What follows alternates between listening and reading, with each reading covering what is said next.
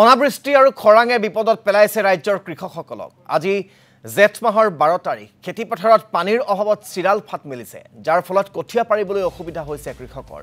ৰাজ্য চৰকাৰে একেডৰা মাটিতেই বছৰত কেইবাটাও খেতি কৰাৰ কথা উল্লেখ কৰি আহিছে ঠিকেই, কিন্তু জলসিঞ্চনৰ অভাৱত টিংখাং সমষ্টিৰ ভৰালিবাৰী গাঁৱৰ ৰাইজেও সমস্যাত ভুগিছে। আমি আপোনালোকক দেখুৱাইছো এয়া টিংখাঙৰ পথাৰত এতিয়া কিদৰে পানীৰ অভাৱত শুকান মাটিতেই চহাব লগা হৈছে ট্ৰেক্টৰে কৃষকসকলে, তাৰ দৃশ্যাংশ। আৰু টিংখাঙৰ ডিব্ৰুগড়ৰ সাংবাদিক দেৱজিৎ চুতীয়া আমাক টিংখাঙৰ পথাৰৰ পৰা দেখুৱাব কিদৰে অনাবৃষ্টিৰ ফলত এতিয়া চৰম সমস্যাত পৰিছে কৃষকসকল। অনাবৃষ্টি আৰু খৰাঙে এইবাৰ কৃষকসকলক যথেষ্ট চিন্তাত পেলাইছে। আজি জেঠৰ 10 দিন পাৰ হ'ল। 10 দিন পাৰ হোৱালৈকে এতিয়ালৈকে কৃষকসকলে কঠীয়া তৰিব পৰা নাই, কাৰণ বৰষুণ একেবাৰেই নাই। আৰু বৰ্তমান মই উপস্থিত আছোঁ টিংখাং সমষ্টিৰ ভৰালিবাৰী গাঁৱত মই উপস্থিত আছোঁ। আৰু ইয়াত মই উপস্থিত আছোঁ এখন দ পথাৰত, যিখন পথাৰত 12 মাহে আচলতে পানী থাকে। এই সময়ত পানী যথেষ্ট থাকে যিখন পথাৰত, সেই পথাৰখনত মই আছোঁ। আৰু মোৰ পাছফালে এইখন পথাৰখন চাওক, একেবাৰে শুকান। ইয়াত চিৰাল ফাট দিছে মাটি, হাল বাই থৈছে, পানীৰ এটোপাৰ অস্তিত্ব নাই, যাৰ বাবে এতিয়ালৈকে কৃষকে ইয়াত কৃষি কাৰ্যত নামিব পৰা নাই। তেওঁলোকে ধান ৰোৱা কথাটো বাদেই দিয়ক, আনকি তেওঁলোকে ইয়াত এই মুহূৰ্তলৈকে কঠীয়া তৰিব পৰা নাই। যিখন পথাৰত ইতিমধ্যে ৰোৱা কাম আৰম্ভ হৈ যায়, পূৰ্বতে এইখন পথাৰত এই সময়ত ৰোৱা কাম আৰম্ভ হৈ যায়, কিন্তু সেইখন পথাৰত আজি চাওক চাৰিওফালে কেৱল শুকান শুকান শুকান, কোনো ধৰণৰ ইয়াত পানীৰ এটোপালো ইয়াত ব্যৱস্থা নাই।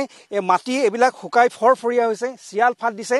এইখন এখন দ পথাৰৰ মাটি, যিখন পথাৰত কোনো 12 মাহে আচলতে পানী নুশুকায়, খুব সুন্দৰভাৱে ইয়াত খেতি হয়, বছৰত 2টা খেতি কৰিব পাৰে। কিন্তু সেইখন পথাৰত আজি চিৰাল ফাট দিছে। কৃষকৰ হাহাকাৰ অৱস্থা যে এইবাৰ কি হ'ব। এনেধৰণে খৰাং মাৰিছে, যি খৰাঙে তেওঁলোকক চিন্তাত পেলাইছে যে এইবাৰ খেতি কেনেকৈ কৰিব। এতিয়ালৈকে যিহেতু তেওঁলোকে কঠীয়ানিত এটা আচলতে দানাও তেওঁলোকে সিঁচিব পৰা নাই। মোৰ ওচৰত আছে কৃষকসকল আছে, মই তেওঁলোকৰ কাষলৈ যাম আৰু তেওঁলোকৰ পৰা মই জানিবলৈ চেষ্টা কৰিম যে এইবাৰ আপোনালোকৰ কাষলৈ আহিছোঁ, যিহেতু এইবাৰ খৰাং আৰু অনাবৃষ্টিয়ে কৃষকসকল যথেষ্ট চিন্তাত পেলাইছে। যিখন পথাৰত মই উপস্থিত আছোঁ, আপোনালোকে কোৱা মতে এইখন এখন দ পথাৰ, ইয়াত পানী সাধাৰণতে নুশুকায়, কিন্তু এইবাৰ দেখিছোঁ ইয়াতো চিৰাল ফাট দিছে।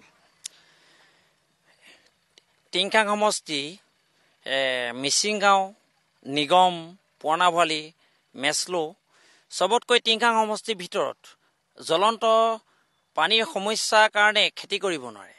সেই ঠাইডোখৰত আজি জেঠৰ মাহত আমি কঠীয়া পাৰোঁ, আহাৰত আমি ৰুওঁ। বৰ্তমান এতিয়ালৈকেতো আমি কঠীয়া পাৰিব পৰা নাই।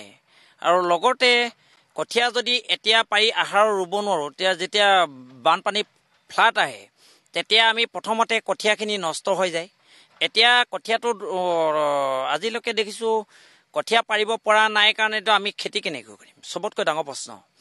যদি জেঠত আহি যায়, জেঠত বানপানী ফ্লাড আহে, আহাৰত ফ্লাড আহে, ফ্লাডত ৰুব নোৱাৰোঁ। চৰকাৰখনে কৈছিলে যে 3 টিপুলত মানে 3বাৰ খেতি কৰিলে অসমখনৰ মানে নিবনুৱা সমস্যাবোৰ সমাধান হ'ব। এতিয়া 3 টিপুল নালাগে, 1 টিপুল জলসিঞ্চনৰ ব্যৱস্থা অসমত নাই। এতিয়া বিহাৰলৈ যদি যাওঁ, বিহাৰত 3টা খেতি কৰে, এবিঘা মাটিত 3টা খেতি উঠায়।